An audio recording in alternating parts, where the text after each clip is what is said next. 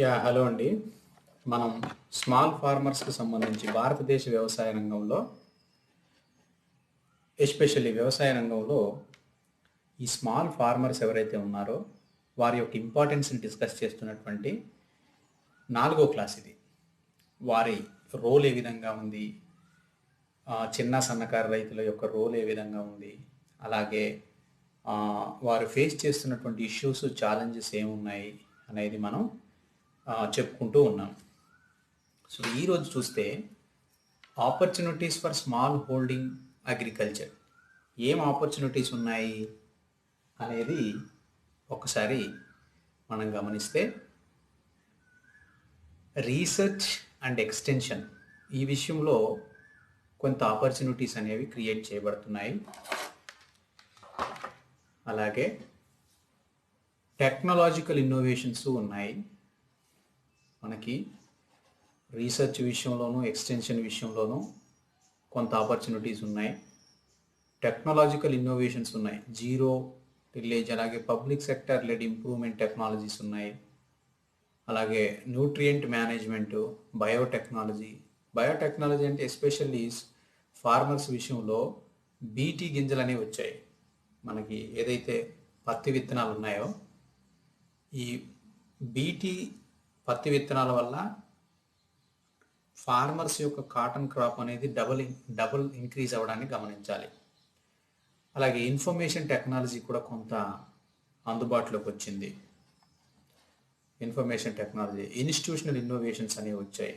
So land and water management institutions like water user associations for water management of canal irrigation. So ఈ విధంగా దేశంలో రైతులకు సంబంధించినటువంటి opportunities, especially చిన్నకారు రైతుల విషయంలో ఎలాంటి ఆపర్చునిటీస్ ఉన్నాయి అనేవి ఇవన్నీ కూడా మనం గమనించాం. చిన్నకారు రైతులకు సంబంధించినటువంటి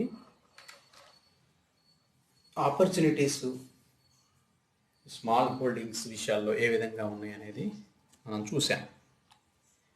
అలాగే ఇన్స్టిట్యూషనల్ ఇన్నోవేషన్స్లో ఉమెన్స్ కలెక్టివ్స్, తర్వాత ఉమెన్స్ కోఆపరేటివ్స్, అలాగే producer women's groups and other forms of group efforts, that is Deccan development society in Andhra Pradesh.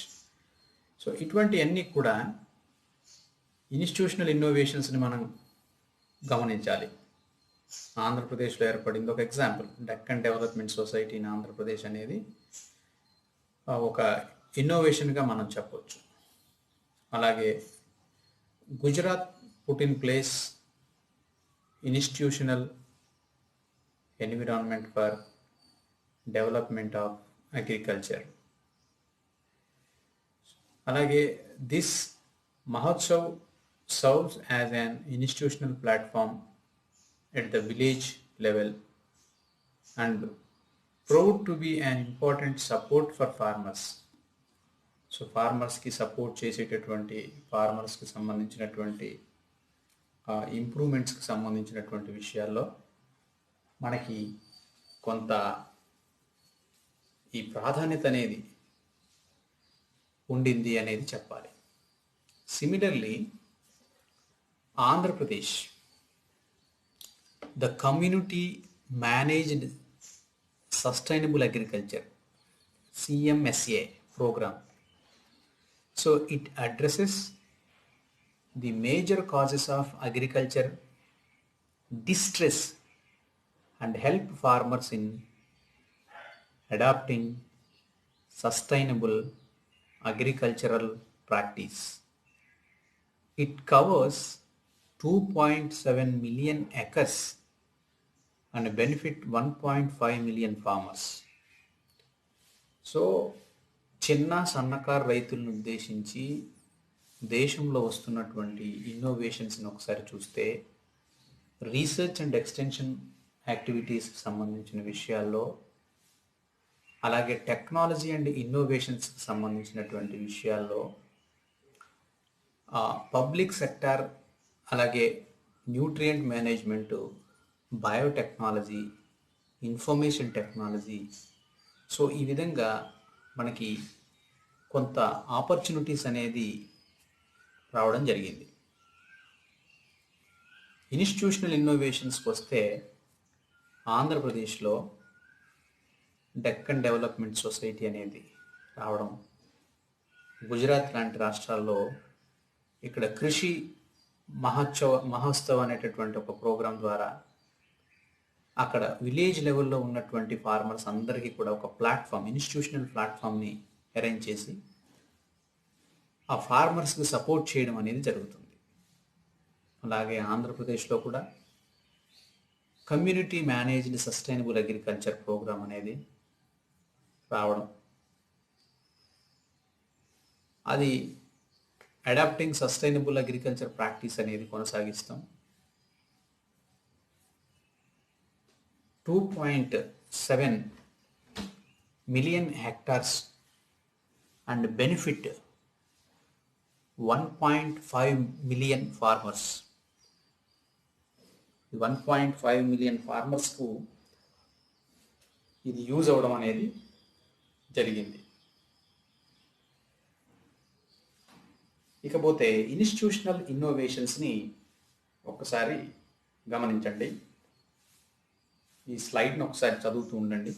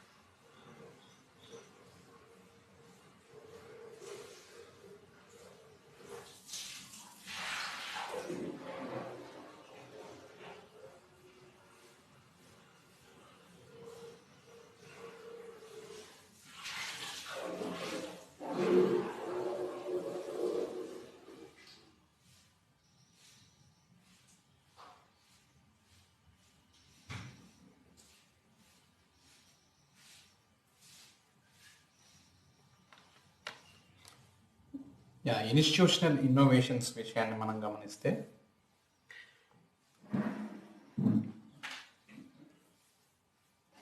Institutions for marketing of small holders, there are several models.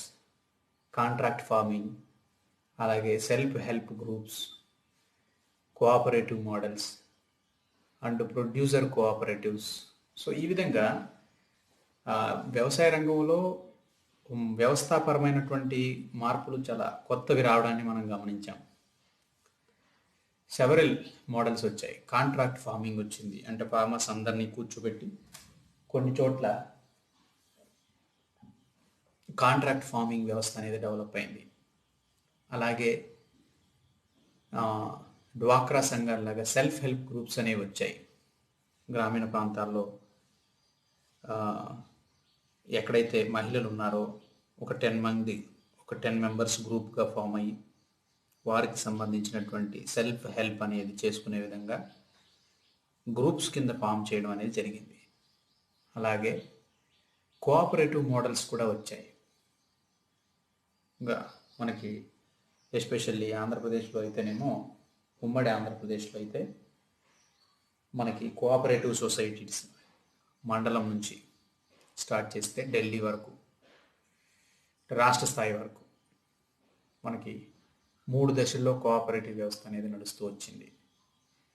ఆ తర్వాత ప్రొడ్యూసర్స్కి సంబంధించినటువంటి కోఆపరేటివ్స్ కూడా రావడాన్ని గమనించాం. One of the most successful producers organisation is dairy cooperative. ఈ dairy cooperative అనేది అన్నింటికంటే ముఖ్యమైనది. One of the most successful producer organisation. Producer cooperatives కూడా వచ్చాయన్నాం కదా, సహకార సంఘాలు. ఈ ప్రొడ్యూసర్ ఆర్గనైజేషన్ ఏంటి అంటే, డైరీ కోఆపరేటివ్ అనేది 12.3 మిలియన్ మెంబర్స్ ఉన్నారు దీంట్లో.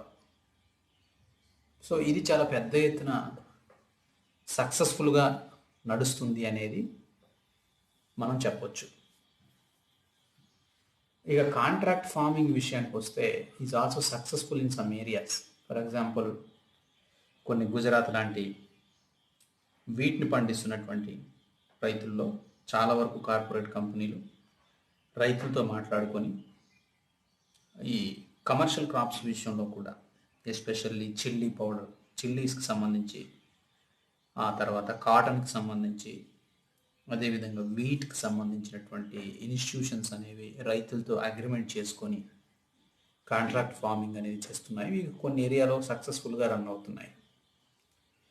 Some examples of groups approach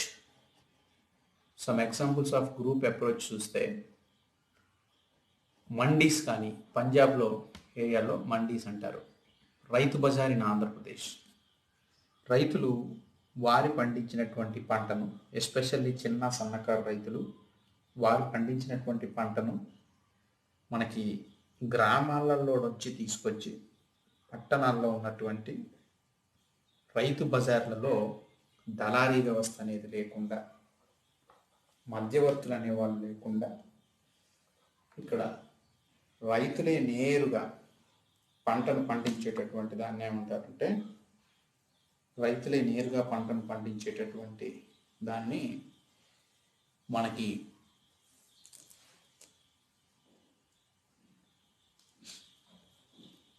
రైతు బజారీ సిస్టమ్ అంటారు. ఇది ఆంధ్రప్రదేశ్ రాష్ట్రంలో చాలా సక్సెస్ఫుల్గా కొనసాగుతూ ఉంది. So there are several innovations. భారతదేశ వ్యవసాయ రంగంలో 80% కల్టివేషన్ చేస్తున్నటువంటి ఫార్మర్స్ చిన్నకారు రైతులు అన్నాము. వారికి సంబంధించినటువంటి ఇష్యూస్ చూసాము, ఛాలెంజెస్ చూసాము, వారు ఏమేమి ఛాలెంజెస్ ఫేస్ చేస్తున్నారో అవి చూసాము. కానీ వాళ్ళకి కొన్ని ఆపర్చునిటీస్ కూడా ఉన్నాయి. ఆ ఆపర్చునిటీస్కి సంబంధించి సన్నకారు రైతులకు సంబంధించినటువంటి రీసెర్చ్, ఎక్స్టెన్షన్ యాక్టివిటీస్ నడిచాయి. సన్నకారు రైతులకు సంబంధించినటువంటి టెక్నాలజికల్ ఇన్నోవేషన్స్ వచ్చాయి. పబ్లిక్ సెక్టర్ నుంచి కూడా చాలా వరకు టెక్నాలజీస్ డెవలప్ అయ్యాయి. అలాగే బయోటెక్నాలజీ నుంచి ఇన్ఫర్మేషన్ టెక్నాలజీ, ఇదంతా కూడా చాలా వరకు ఆపర్చునిటీస్ క్రియేట్ చేయడం అనేది జరిగింది. సో దాంట్లో భాగంగానే మనకి ఉమెన్ యాక్టివిటీకి సంబంధించి ఆంధ్రప్రదేశ్లో డెక్కన్ డెవలప్మెంట్ సొసైటీ అనేది ఏర్పాటు చేసుకోవడం, ఆ తర్వాత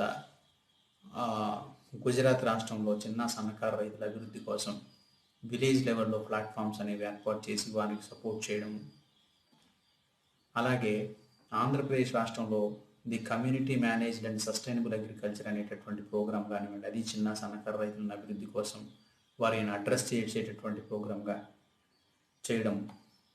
ఆ తర్వాత కాంట్రాక్ట్ ఫార్మింగ్స్ తీసుకురావడం, రైతులతో ఒప్పందం చేసుకొని కార్పొరేట్ కంపెనీస్ వ్యవసాయం చేయడం, కొంత గ్రూప్స్ మోడల్స్ అనేది, సెల్ఫ్ హెల్ప్ గ్రూప్స్ అనేవి రావడం, గ్రామీణ ప్రాంతాల్లో ఉన్న చిన్నకారు రైతులంతా కూడా ఒక చోట ఉండే విధంగా ఈ గ్రూప్స్ అనేది ఫామ్ చేయడం, ఆ గ్రూప్స్ ఫామ్ చేసుకొని వారు వ్యవసాయం అనేది కొనసాగించడం, అలాగే కోఆపరేటివ్ మోడల్స్ అనేవి రావడం, సహకార సంఘాలు విలేజ్ స్థాయి నుంచి మండల స్థాయి వరకు, అలాగే జిల్లా స్థాయి వరకు రావడం, ఈ ప్రొడ్యూసర్ కోఆపరేటివ్స్ వ్యవస్థలు రావడం. One of the most successful producers organisation అనేదేమో డైరీ కోఆపరేటివ్స్ అనేది. దీంట్లో 12.3 మిలియన్ మంది మెంబర్స్గా ఉన్నారు. అలాగే కాంట్రాక్ట్ ఫార్మింగ్ అనేది రావడం, కొన్ని చోట్ల సక్సెస్ఫుల్గా కొనసాగుతూ రావడం.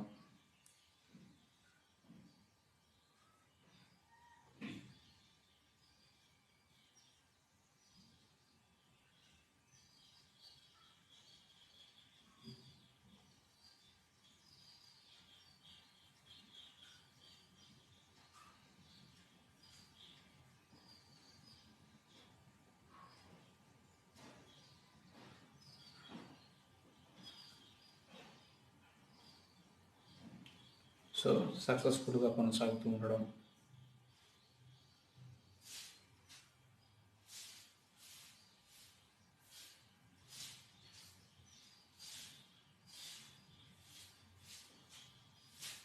అలాగే చిన్న సన్నకారు రైతులను ఉద్దేశించి మనకు ఏదైతే ఉందో రైతు బజారీ వ్యవస్థ అనేది రావడం. సో వీటన్నిటినీ మనం గమనించాల్సినటువంటి అవసరం ఉంది.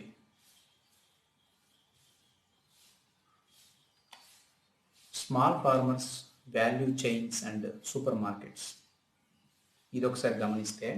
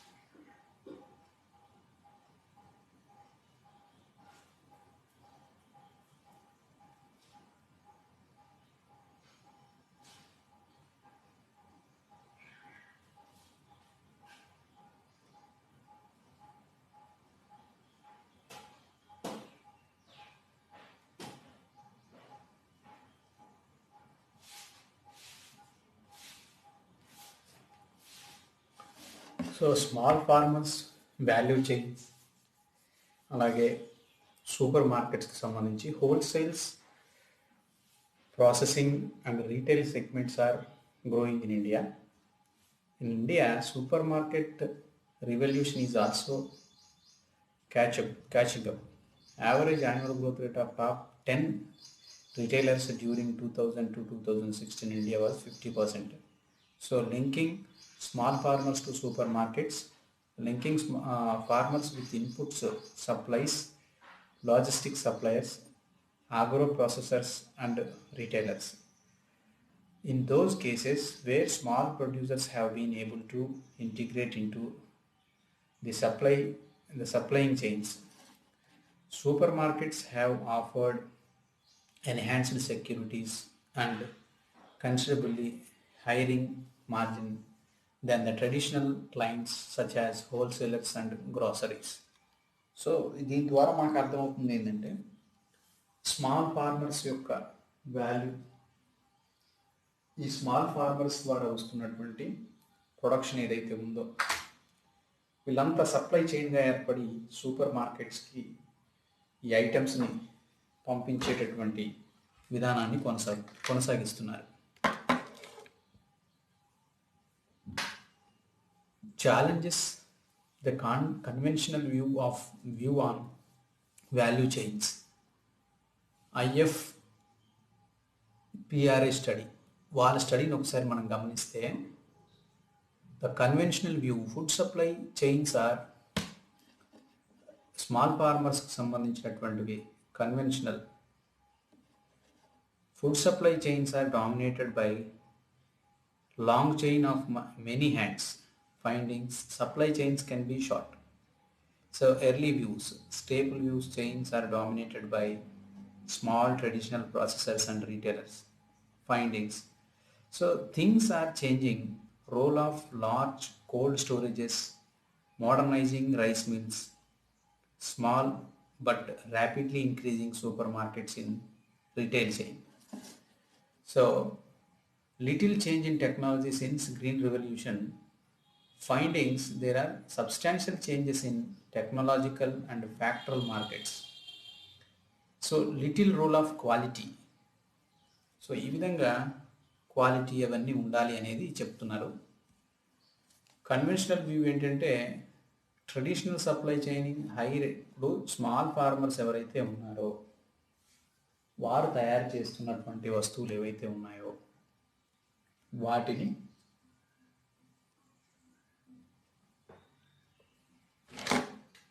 ఏ విధంగా మార్కెటింగ్ వ్యవస్థలోకి తీసుకువెళ్ళాలి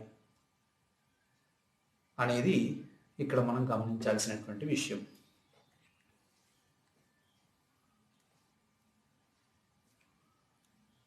so conventional view, government play a major direct role in value chains.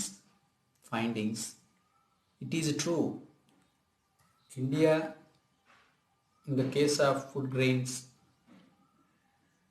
but not in non-cereals. Food security determined on farm sector. Findings, traders and retailers play a big role. So earlier view, retailers margins are increasing over time and causes for inflation. Findings. So ఈ విధంగా మనం చూసాం. Institutions ఏమున్నాయి అంటే new institutional approaches are needed to help the farmers. That is formation of producers group. కొత్త సంస్థలు అనేవి రావాలి. One of the important policy issue is how to link small farmers to high value agriculture. సన్న చిన్నకారు రైతులను ఏ విధంగా link చేయాలి, high values ఉన్నటువంటి అగ్రికల్చర్ దానికి ఏ విధంగా చేయాలి అనేది ఒకసారి చూడాలి. So there has been diversification of Indian agriculture away from food grains to pulses, edible oils, and to high value products like vegetables, fruits, milk, eggs, fish and meat products. So ఈ దిశగా మనం ఫార్మర్స్ని మనం ఉంచినట్లయితే, ఇన్స్టిట్యూషన్స్ని పెట్టినట్లయితే ఫార్మర్స్కి ఎక్కువగా benefit జరగడానికి అవకాశం అనేది ఉంది. అలాగే also food grains are important future sources. Growth and income are going to come from high value agriculture. Being perishable, it needs fast moving infrastructure and institutions. చిన్న సన్నకారు రైతులను ఆదుకోవాలి అంటే ప్రభుత్వాలు అనేవి కేవలం ఇలా వారిని నిర్లక్ష్యానికి గురి చేయకుండా ఇన్స్టిట్యూషన్స్ వైజ్ ఉన్నట్లయితే, ఎస్పెషల్లీ హై వాల్యూ ప్రోడక్ట్స్ ఉన్నటువంటి వెజిటేబుల్స్ కానీ, ఫ్రూట్స్ కానీ, మిల్క్, అలాగే ఎగ్స్, ఫిష్, మీట్ ప్రోడక్ట్స్, వీటిని కనుక మనం బాగా డెవలప్ చేసినట్లయితే మనకి ఎక్కువగా ఆదాయం వచ్చేటటువంటి అవకాశాలు అనేవి ఉన్నాయి.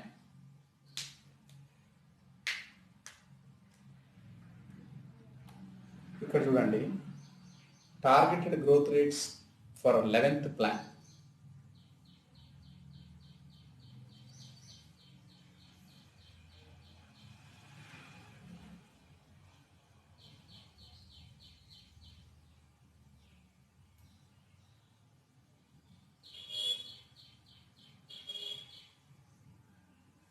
ఫుడ్ గ్రెయిన్స్ యొక్క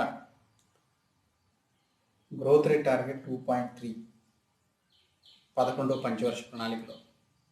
జీడిపి షేర్ ఎంత ఉండింది? 26% ఉండాలి అనేది టార్గెట్. ఆయిల్ సీడ్స్ ఉన్నాయి. ఆయిల్ సీడ్స్ యొక్క గ్రోత్ రేట్, ఆ ప్రొడక్షన్ ఎంత రావాలనుకున్నాం? టార్గెట్ 4% పెట్టుకున్నాం. జీడిపిలో దాని షేర్ ఎంత ఉండాలి? 7% ఉండాలి ఆయిల్ సీడ్స్ ద్వారా. అలాగే అదర్ క్రాప్స్ని ఒకసారి చూస్తే, అదర్ క్రాప్స్ అనేవి 15% జీడిపిలో దాని షేర్ ఉండాలి అన్నారు. క్రాప్ సెక్టర్కి వచ్చే వరకు 48 వరకు కూడా జీడిపిలో దాని షేర్ ఉండాలి అని చెప్పి అన్నారు. హార్టికల్చర్కి వచ్చే వరకు 19% జీడిపి అనేది ఉండాలి హార్టికల్చర్లో, దాని షేర్ అనేది పెట్టారు. అలాగే లైవ్ స్టాక్స్ ఉన్నాయి. లైవ్ స్టాక్స్ విషయాలకు వచ్చే వరకు 25% జీడిపి షేర్ అనేది లైవ్ స్టాక్స్ అనేది ఉండాలి. ఫిషరీస్ వచ్చే వరకు జీడిపిలో 4% ఉండాలి. ఫారెస్ట్రీ, అడవి ద్వారా 4%. సో ఇక్కడ క్రాప్స్ నుంచే జీడిపిలో ఎక్కువ ఎస్టిమేషన్ చేశారు వీళ్ళు. మొత్తం జీడిపిలో ఎంత షేర్, ఈ షేర్ అంటే ఈ షేర్ అంతా కూడా టార్గెటెడ్ గ్రోత్ రేట్స్. ఇవన్నీ టార్గెటెడ్ జీడిపి షేర్ అనేది 48, తర్వాత హార్టికల్చర్ నుంచి 19, లైవ్ స్టాక్స్ హైయెస్ట్ పాయింట్ వచ్చి క్రాప్స్ సెక్టర్, తర్వాత లైవ్ స్టాక్, ఆ తర్వాత హార్టికల్చర్, తర్వాత అదర్ క్రాప్స్, తర్వాత oil seeds, food grains, crops తర్వాత టాప్ అయింది ఫుడ్ గ్రెయిన్స్ ఉంది, తర్వాత లైవ్ స్టాక్, తర్వాత హార్టికల్చర్. ఇక లాస్ట్కి ఫిషరీస్, ఫారెస్ట్రీకి 4% అనేది జీడిపిలో షేర్ అనేది ఎక్స్పెక్ట్ చేశారు. గ్రోత్ రేట్ విషయానికి వస్తే కూడా ఫుడ్ గ్రెయిన్స్ అనేది ఏది ఎక్కువగా టార్గెట్ పెట్టారు అంటే 6, లైవ్ స్టాక్స్కి, ఫిషరీస్కి 6% గ్రోత్ రేట్ టార్గెట్ ఇచ్చారు. బట్ క్రాప్స్కి సంబంధించి మాత్రం 2.7 మాత్రమే గ్రోత్ రేట్ టార్గెట్ ఉంది. హార్టికల్చర్ కూడా నెక్స్ట్ 5%తో గ్రోత్ రేట్ టార్గెట్ ఇచ్చారు. ఆ తర్వాత ఫుడ్ గ్రెయిన్స్ అయితే 2.3, ఆయిల్ సీడ్స్ అయితే 4.1. ఇలా చూస్తే ఓవరాల్గా targeted growth rate 11th plan ప్రకారం భారతదేశంలో ఉన్న జీడిపిలో వ్యవసాయ రంగం యొక్క వాటా ఎంత ఉండాలి అంటే, టోటల్ అన్ని సెక్టార్స్ని కలిపితే టార్గెట్ ఎంత అంటే 4% వృద్ధి రేట్ను సాధించాలి అనేది టార్గెట్. 4% వృద్ధి రేటుని సాధించినట్లయితే మనకి అభివృద్ధి అనేది సాధ్యమవుతుంది, అభివృద్ధిని పెంచుకోవచ్చు అనేది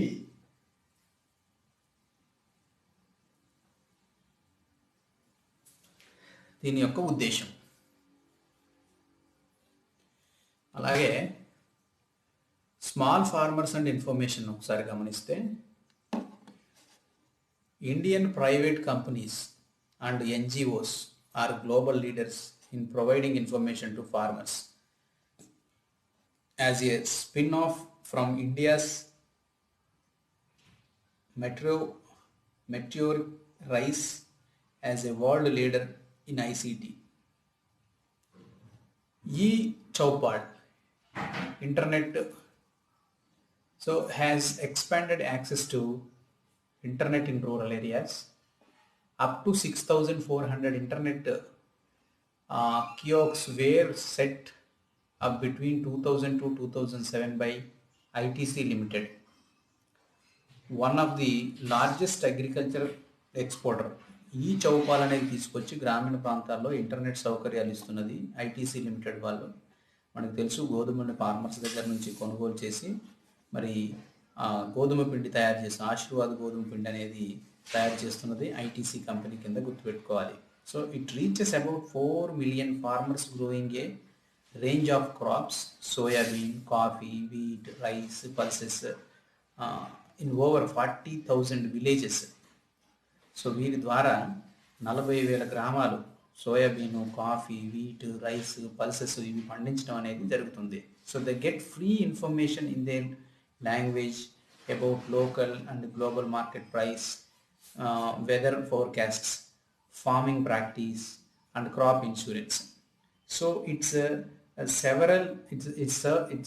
serve as a purchase centers, cutting marketing cost and allowing farmers to obtain a bigger farm price. So ఈ విధంగా మనకి ఫార్మర్స్ యొక్క ఈ చౌపాల్ అనేది పెట్టి ఇంటర్నెట్ అనేది నడిపించడం అనేది జరుగుతుంది.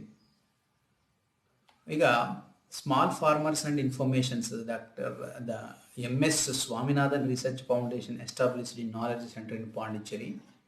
MS Swaminathan research foundation established knowledge centre in Pondicherry. The women self-help groups use the center's computers to manage their business accounts and coordinate their activities using video links with the other villages. అలాగే mobile phone coverages in India is expanding at breakneck speed. By linking communication technologies to market exchanges in commercial centers, even small farmers can overcome the enormous information inequalities that limit their bargaining power in traditional supply chains. So the revolution in mobile phones is helping the small farmers to get information about crop price and input price and other related information on agriculture. So ఇలా research సెంటర్లను establish చేయడము, అలాగే ఫార్మర్స్కు సంబంధించిన విషయాలన్నింటిలో కూడా ఎలాంటి విషయాలు ఉన్నాయి, ఎలాంటి developments ఉన్నాయి అనేది మనం చూసాం. సో ఇదండి ఇవాళ స్మాల్ ఫార్మర్స్కి సంబంధించినటువంటి ఆపర్చునిటీస్కి సంబంధించినటువంటి class 4. Thank you for watching.